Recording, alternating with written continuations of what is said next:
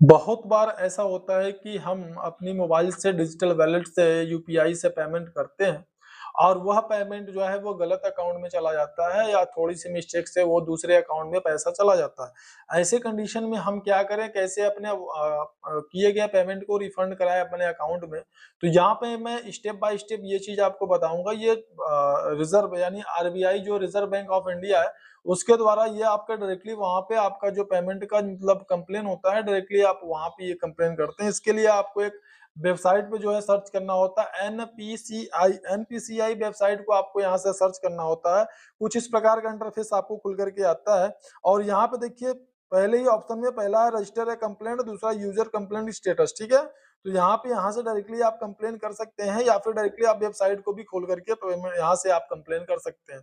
तो वेबसाइट को आप खोलेंगे तो ये क्रोम ब्राउजर में खुलता है। यहाँ से डायरेक्टली अगर आप खोलना चाहें तो भी ये क्रोम ब्राउजर से ही खुलता है। तो यहाँ पे आपको अगर आपने पेमेंट किसी गलत अकाउंट में कर दिया है तो उसके लिए मैं यहाँ पे स्टेप बाय स्टेप चीजों को आपको बता रहा हूँ। वह जो है आप यहाँ पे देख करके और उसके अकॉर्डिंग यहाँ पे आप कर सकते हैं। जैसे यहाँ पे थ्री डॉट आप देख रहे हैं, इस थ्री डॉट पे आपको क्लिक करना है। क्लिक करने के बाद में यहाँ पे कस्टमर वाले ऑप्शन पर आपको क्लिक कर देना है।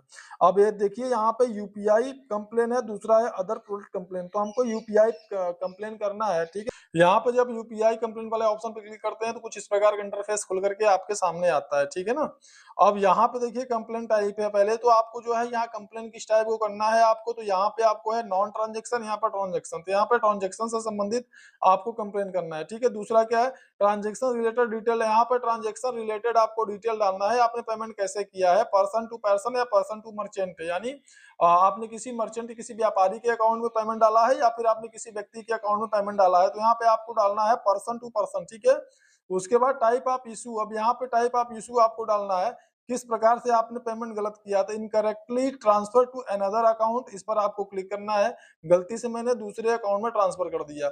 अब यहाँ पे कमेंट डालना है जो कि आपने किस प्रकार से वहां पे पेमेंट किया, किसको किया, कैसे किया, तो ये आपको डालना है। ठीक है, कमेंट में जैसे बाई मिस्टेक पेमेंट। ठीक है, डन। ठीक है ना, यहाँ मैंने लिखा बाय मिस्टेक पेमेंट डन। अब यहाँ पर ट्रांजेक्शन आईडी है, यहीं पे लोग गलती कर देते हैं। दोस्तों यहाँ पे जो ट्रांजेक्शन आईडी है वो होता है यूटीआर आईडी।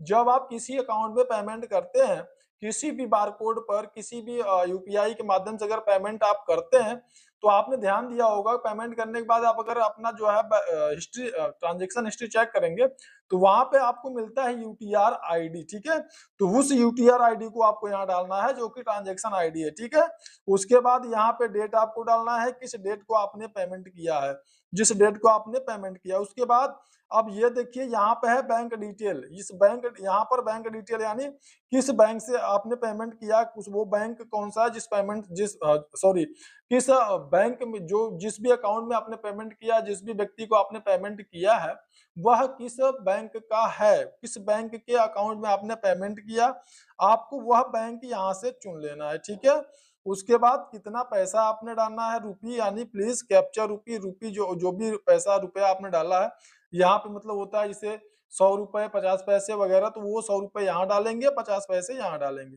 उसके बाद यहाँ पे आप डालेंगे पर्सनल ईमेल आईडी। ठीक है, आपका जो ईमेल आईडी है वो आपको यहाँ डालना है जो आपने आपके बैंक अकाउंट से लिंक हो। लोग अपने बैंक अकाउंट से ईमेल आईडी को भी लिंक रखते हैं। तो ये सारी डिटेल भरने के बाद में आपको कर देना है यहाँ से सबमिट। ठीक है, तो मैं ये सारे डिटेल भर करके इसको करता हूँ सबमिट। थोड़ा सा आप करेंगे वेट। तो दोस्तों मैंने यहाँ पे देखिए सारा अपना जो डिटेल है, मैंने सारा डिटेल यहाँ पर मैंने कंप्लीट कर दिया है। ठीक है, अब हम यहाँ पे चूंकि रुपया हमने डाला था तो पैसा था नहीं, तो पैसा का ये जो ब्लैंकेट है इसको मैंने खाली छोड़ दिया है। यहाँ पे हमने डाल दिया अपना ईमेल आईडी। अब हम इसको कर देंगे सबमिट। ठीक है, अब जब यहाँ से आप इसको सबमिट करेंगे तो कुछ इस प्रकार से थोड़ा सा वेट करना पड़ेगा आपको। वेट करने के बाद में ये जो आपका रिक्वेस्ट है वह रिक्वेस्ट आपका रजिस्टर्ड हो जाएगा। तो दोस्तों यहाँ पे देखिए फाइनली जो आपका कंप्लेन था वो रजिस्टर्ड हो चुका है। ये देखिए we have logged your complaint successfully, please note your URN complaint unique reference number is ये आपका कंप्लेंट रेफरेंस नंबर है और ये आप जो है आपका जो मतलब we are working on providing status please check after some time. अब ये जो आपका आप ये देख रहे हैं ना, ये आपका जो कंप्लेंट यूनिक रेफरेंस नंबर है तो CURN, इस नंबर को आपको लिख करके रख लेना है, ठीक है। और उसके बाद में ये आपका लगभग 10 से 15 दिन का समय इसमें लगता है। दोस्तों इस प्रकार से कंप्लेन करके आपका जो भी पेमेंट आपने गलत तरीके से आपका चला गया है दूसरे अकाउंट में, वह पेमेंट आप अपना फिर से रिफंड प्राप्त कर सकते हैं। इसमें 10 से 15 दिन का समय लगता है। तो दोस्त, और ये जो जानकारी हमने दी है बहुत ही इंपॉर्टेंट इंफॉर्मेशन है, क्योंकि अक्सर ऐसा हो जाता है और अगर कहीं आपने लंबा अमाउंट डाल दिया है तो उस दशा में ये जो आपका कंप्लेन है बहुत ज्यादा हेल्पफुल आपका होता है। दोस्तों अब आपके दिमाग में यह प्रश्न उठता होगा कि आखिर जब हमने पेमेंट सामने वाले के अकाउंट में कर दिया गलत अकाउंट में, तो फिर वह पेमेंट हमारा जो रिफंड होगा तो होगा कैसे, क्योंकि वो तो उस पेमेंट को निकाल करके बाई एटीएम या कैसे भी वो उसको यूज करेगा, तो फिर उसके अकाउंट में पैसे अगर रहेंगे नहीं तो फिर हमारा पेमेंट रिटर्न होगा कैसे। तो मैं आपको यहाँ बता दूं, कभी कभी आपने देखा होगा कि आपके अकाउंट में माइनस में बैलेंस जाता होगा। क्या माइनस में बैलेंस जाते हुए आपने देखा है?